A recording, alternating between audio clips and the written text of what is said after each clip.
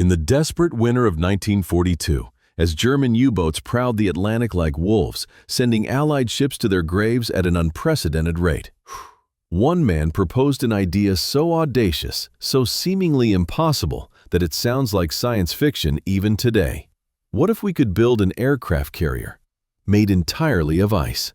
This is the story of Project Habbakuk, Britain's most ambitious and bizarre secret weapon of World War II. A floating fortress 2 million tons in weight, longer than 3 football fields, with walls 40 feet thick that could shrug off torpedoes like pebbles. An unsinkable island of ice that would turn the tide of the Battle of the Atlantic. It was engineering madness. It was innovative genius, and it very nearly became reality. To understand why anyone would seriously consider building a ship from frozen water, we need to go back to the darkest days of the war. By 1942, Nazi Germany's U-boat campaign was strangling Britain. Every day, submarines hunted Allied convoys carrying vital supplies across the Atlantic. Thousands of tons of food, fuel, weapons, and materials destined for Britain were being sent to the ocean floor. The statistics were terrifying. In 1942 alone, U-boats sank over 1,600 Allied ships. That's more than 4 ships every single day. Britain, an island nation dependent on imports for survival, was facing the real possibility of being starved into submission. The problem was simple but deadly. German U-boats operated in what was called the Mid-Atlantic Gap, a vast stretch of ocean beyond the range of land-based aircraft. Here, in these unprotected waters roughly 600 miles wide, convoy ships sailed without air cover. They were sitting ducks. Allied forces desperately needed aircraft carriers to provide air protection, but conventional carriers took years to build and required massive amounts of steel that was in desperately short supply. Britain was already stretched to its absolute limit. Every ton of steel was needed for tanks, planes, ships, and weapons. The Royal Navy had aircraft carriers, of course, but far too few. Building new ones using traditional methods was simply too slow and too expensive. The Allies needed a solution, and they needed it fast. Britain needed a miracle. And that's when Geoffrey Pyke entered the picture. Geoffrey Pyke was not your typical military strategist. He was a journalist, inventor, and self-taught scientist with a reputation for brilliant but unconventional ideas. Tall, rail-thin, with wild hair and an even wilder imagination, Pyke was the kind of man who saw possibilities where others saw impossibilities. Before the war, he had already led a remarkable life. During World War I, he had been captured while reporting from Germany, escaped from internment, and made his way back to Britain with intelligence that would be published and read across the Allied nations. He had founded an experimental school based on progressive education principles. He had speculated on commodities markets. He was a man who thought differently, sometimes brilliantly, sometimes disastrously, but always originally. By 1942, Pyke was working for Combined Operations Headquarters under Lord Louis Mountbatten, where he was tasked with developing unconventional solutions to military problems.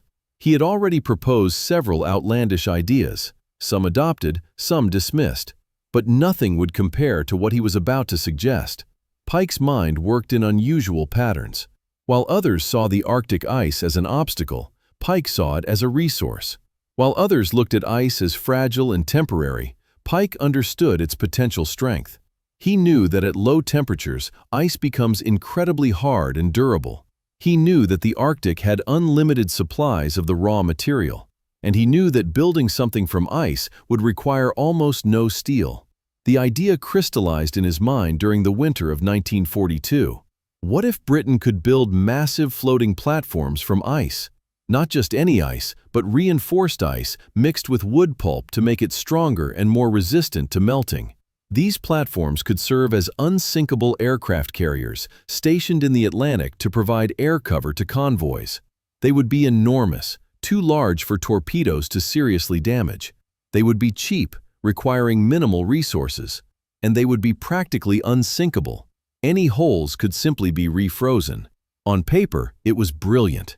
In practice, it was insane.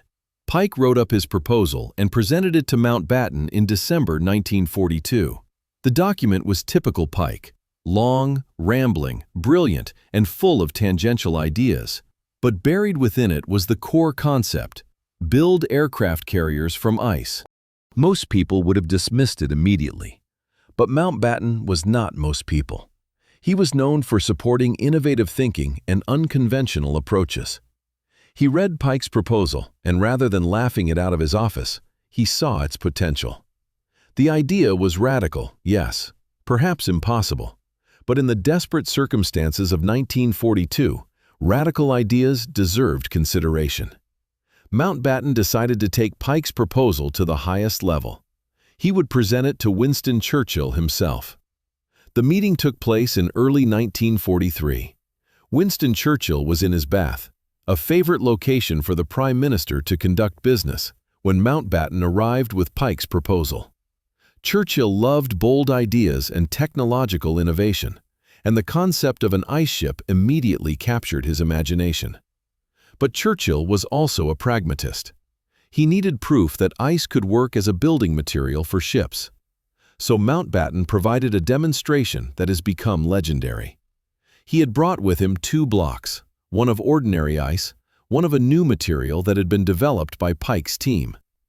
This new material was called Pykrete, named after its inventor. It was a frozen mixture of water and wood pulp, typically about 14% wood pulp by weight. Mountbatten dropped both blocks into Churchill's bathwater. The regular ice melted quickly. The Pykrete barely melted at all. Then came the real demonstration. Mountbatten pulled out a pistol and fired at the block of regular ice. It shattered. He then fired at the Pykrete. The bullet ricocheted off the frozen composite material and reportedly embedded itself in the bathroom wall, narrowly missing Churchill. Churchill was sold. The project was approved and given the code name Habbakuk, a biblical reference to the prophet Habbakuk, whose book contains the verse, "Be utterly amazed, for I am going to do something in your days that you would not believe, even if you were told." It was a fitting name. What was about to be attempted would indeed be difficult to believe. The specifications for Habbakuk were staggering. The vessel would be 2,000 feet long and 300 feet wide, larger than any aircraft carrier ever built, even to this day. It would displace 2 million tons of water. Its walls would be 40 feet thick. It would have a top speed of just 7 knots, but that didn't matter. Its purpose was to be a stationary or slow-moving platform, not a fast warship. The flight deck would accommodate up to 200 aircraft. The interior would contain hangars, workshops, living quarters for crew, and all the facilities needed for a floating airbase. Refrigeration units powered by turbines would keep the structure frozen even in relatively warm waters. The vessel would be essentially a floating iceberg, shaped and reinforced by human engineering. The projected cost was remarkably low, about £700,000, a fraction of what a conventional carrier would cost. And most importantly, it would require almost no steel. In the resource-starved environment of 1943, this was perhaps its greatest advantage. Churchill was enthusiastic. He immediately wrote to President Franklin Roosevelt, urging American involvement in the project. The Americans were intrigued but skeptical. They agreed to participate in research but wanted proof of concept before committing to full-scale construction. The project was assigned to a team led by Max Perutz, a brilliant Austrian-born chemist working in Britain. Perutz would later win the Nobel Prize for his work on protein structures, but during the war, his expertise was devoted to studying ice and developing Pykrete. The team set up research facilities and began extensive testing. They needed to understand every aspect of how Pykrete behaved, its strength, its melting rate, how it could be shaped, how it would respond to waves and weather, and most critically, whether it could actually be constructed on the scale required. The clock was ticking. If Habbakuk was going to make a difference in the war, they needed to move fast. In early 1943, a small team traveled to Patricia Lake in Jasper National Park, Alberta, Canada. This remote, frozen location would be the site of the most unusual military experiment of World War II. The goal was to build a scale model of Habbakuk, a proof of concept that would demonstrate whether a structure of ice could actually function as a ship. If this small version worked, it would justify proceeding with the full-scale vessel. The lake was perfect for the experiment. It was remote, ensuring secrecy. It was already frozen, providing both a construction platform and a cold environment. And it was large enough to test whether their prototype could float and remain stable. The team built a structure that measured 60 feet long, 30 feet wide, and 20 feet high. A tiny fraction of the size of the proposed Habbakuk, but large enough to test the fundamental concepts. They worked through the brutal Canadian winter, constructing the prototype from Pykrete blocks. Creating Pykrete was labor-intensive. Wood pulp had to be mixed with water in precise ratios, then frozen into blocks. These blocks had to be carefully shaped and fitted together. A refrigeration system powered by a 1-horsepower motor was installed inside to keep the structure frozen. By summer 1943, the prototype was complete. It was launched into Patricia Lake, and the team began their tests. The results were promising. The prototype floated. It remained stable in the water. The Pykrete proved remarkably durable, far stronger than ordinary ice. The refrigeration system worked, keeping the interior cold even as summer temperatures rose. Torpedoes and small arms fire were tested against sample Pykrete walls, and the material held up well, with damage being minimal and easily repairable. The Patricia Lake experiment proved that the basic concept was sound. An aircraft carrier made from Pykrete could work, at least in theory. But proving the concept and building the real thing were two very different challenges. As the team compiled their results and sent reports back to Combined Operations Headquarters, they began to realize the true magnitude of what would be required to build a full-scale Habbakuk. The prototype had taken months to build and required constant attention. Scaling up to a structure thousands of times larger would present challenges that were starting to look insurmountable. The refrigeration requirements alone were staggering. The prototype needed only a small motor. A full-scale Habbakuk would require massive refrigeration plants. Some estimates suggested it would need an 8,000-ton refrigeration plant. This would require enormous amounts of power, which would require generators, which would require fuel. Suddenly, the cheap ice carrier was looking less economical.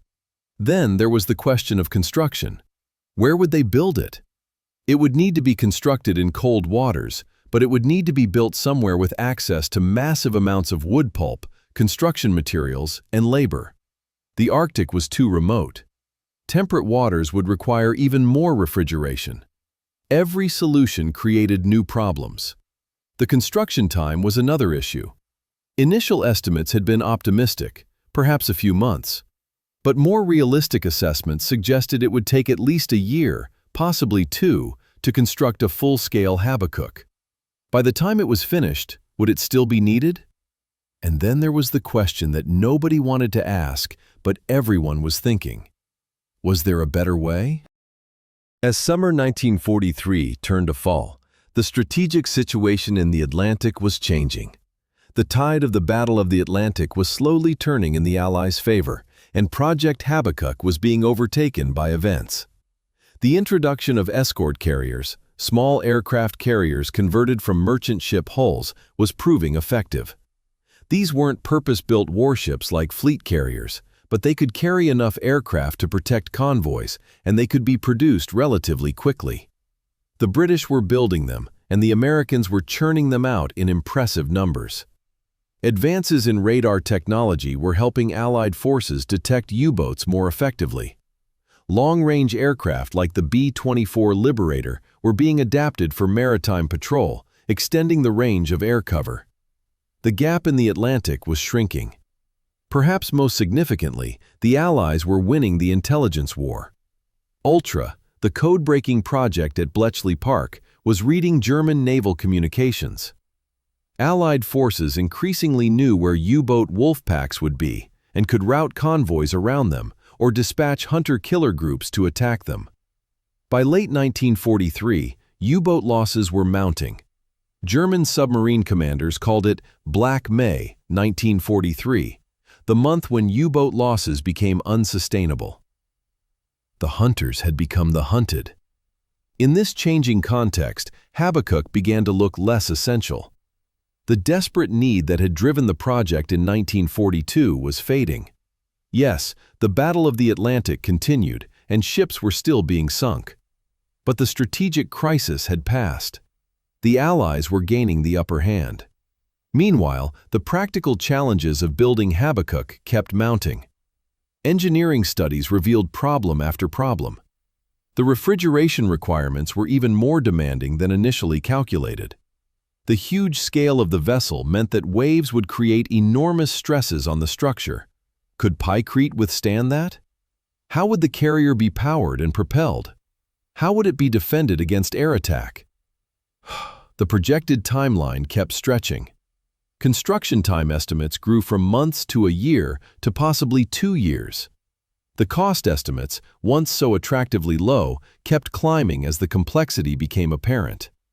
In November 1943, the Quebec Conference brought together Allied military leaders to discuss strategy. Project Habbakuk was on the agenda. The British continued to advocate for it, but the Americans were losing interest. The U.S. Navy, in particular, was skeptical. American admirals didn't see why they should divert resources to an experimental ice ship when they were successfully building conventional carriers. After heated discussions, the decision was made. Project Habbakuk would not proceed to full-scale construction. The resources, the engineers, the materials, the labor, the time, could be better used elsewhere. The ice carrier would remain a prototype. Geoffrey Pyke was reportedly devastated. Mountbatten was disappointed but pragmatic. Churchill moved on to other concerns. The dream of the ice fortress died quietly, killed not by enemy action, but by changing circumstances and practical reality. The prototype at Patricia Lake remained floating through the summer of 1943, but as fall approached and the project was canceled, the refrigeration system was shut down. Slowly, inevitably, the Pykrete began to melt. By the time winter returned, the structure had partially disintegrated. Nature reclaimed what human ingenuity had briefly shaped. Today, the remains of the prototype still lie at the bottom of Patricia Lake. Divers occasionally visit the site, where they can see the remnants of the refrigeration equipment and the structure's framework. It's a cold, quiet monument to one of World War II's most ambitious failures. But was Habbakuk really a failure? That depends on how you look at it. From one perspective, absolutely. It never achieved its goal. Not a single full-scale ice carrier was built. The idea never progressed beyond the prototype stage. Millions of pounds and countless work hours were spent on a project that produced nothing tangible for the war effort. But from another perspective, Habbakuk represents something valuable: the willingness to think radically in desperate times. When Britain faced existential threat, its leaders and scientists were willing to consider ideas that seemed impossible. They were willing to test unconventional solutions. They were willing to fail in the pursuit of innovation. The science behind Pykrete was legitimate. Max Perutze's research into ice and frozen composite materials was serious work that contributed to materials science. The engineering challenges that the team grappled with, how to build large structures from unconventional materials, how to manage thermal properties, how to calculate stress and stability, were real problems that expanded engineering knowledge. And there's something inspiring about the sheer audacity of the idea. In an age of conventional thinking, Geoffrey Pyke looked at ice and saw possibility. In a time of limited resources, he proposed using the one thing that was unlimited and free. His thinking was lateral, creative, and unbound by traditional constraints. Pyke himself didn't fare well after the war. Always mentally fragile, he struggled with depression and financial difficulties.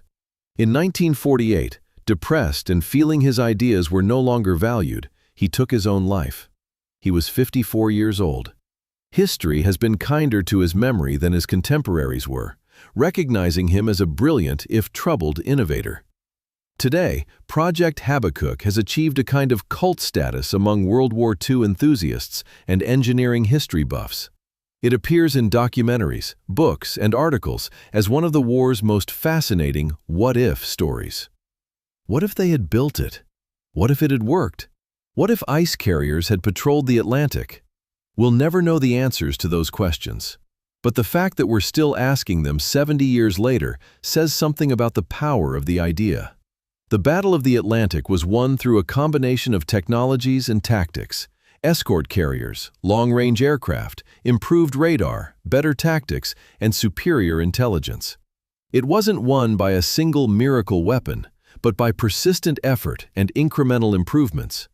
Habbakuk wasn't needed in the end, but in the dark days of 1942, nobody knew that. The project also highlights a truth about innovation. Not every bold idea succeeds, but progress requires bold ideas. For every successful invention, there are dozens of failed experiments. For every breakthrough, there are countless dead ends.